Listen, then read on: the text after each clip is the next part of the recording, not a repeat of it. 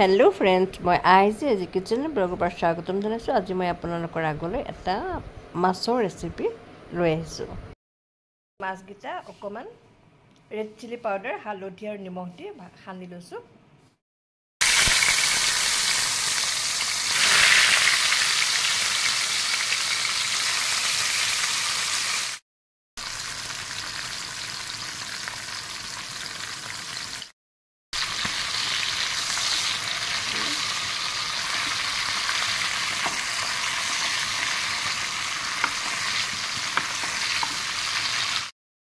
কেইটামান মই আজৱাইন দি দিছোঁ আৰু এটা পিঁয়াজ মিহিকৈ কাটি লৈছোঁ। এইটো ভাজি লৈছোঁ। অকণমান এনেকৈ ভাজি লৈছোঁ। এয়া মই ইয়াতে এটা বিলাহী ডাঙৰ চাইজৰ বিলাহী কাটি লৈছোঁ।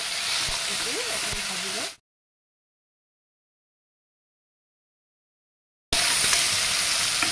এতিয়া মই ইয়াতে এটা আলু কাটি লৈছোঁ। এটা দিছোঁ অকণমান ভাজি লওঁ।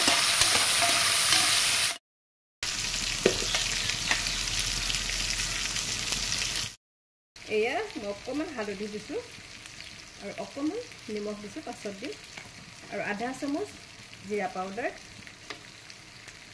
আধা চামুচ ধনিয়া পাউডাৰ আৰু আধা চামুচ ৰেড চিলি পাউডাৰ।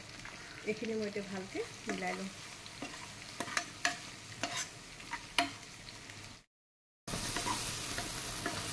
এয়া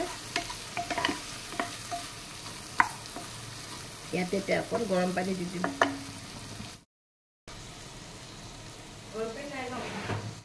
এতিয়া বিলাহীখিনিও গলি গ'ল আৰু আলুখিনিও সিজিছে, গলি গ'ল। মই ইয়াতে এতিয়া গৰম পানী অকণ দি দিম।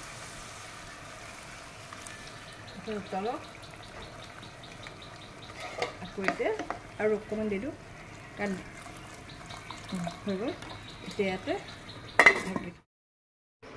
অলপ দেৰি জোলখিনি উতলাৰ পাছত মই এচামুচ সৰিয়হ পানীত তিয়াই থৈছিলোঁ আৰু সেইখিনি বটি পেলাই তাৰ লগতে অকণমান পানী দি মই জোলখিনি দি দিছোঁ।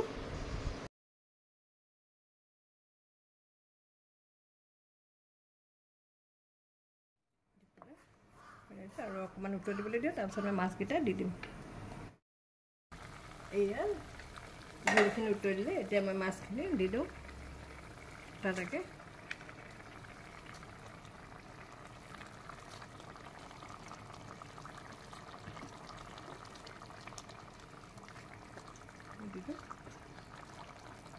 লাষ্টত এটা কেঁচা জলকীয়া মই এনেকৈ কাটি লৈছিলোঁ, এইটো দি দিওঁ, গোন্ধটো ভাল ওলায়। আৰু হ'লে অকণমান আদা দি দিম।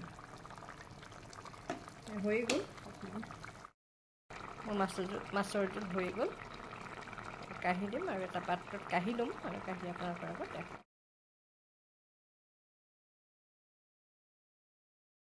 মোৰ মাছৰ জোল বনাই হৈ গ'ল আৰু এনেকৈয়ে বনাই খাই চাব। মই আচলতে অকণমান বেলেগ ধৰণে বনাইছিলোঁ। যদি মোৰ মাছৰ লগত সৰিয়হ দি বনোৱা ৰেচিপিৰ ভিডিঅ'টো চাই ভাল পালে অনুগ্ৰহ কৰি এটা লাইক কৰিব আৰু লগতে মোৰ চেনেলটো ছাবস্ক্ৰাইব কৰি দিব। তেতিয়াহ'লে আজিলৈ বাই বাই। আকৌ এটা নতুন ভিডিঅ' লৈ মই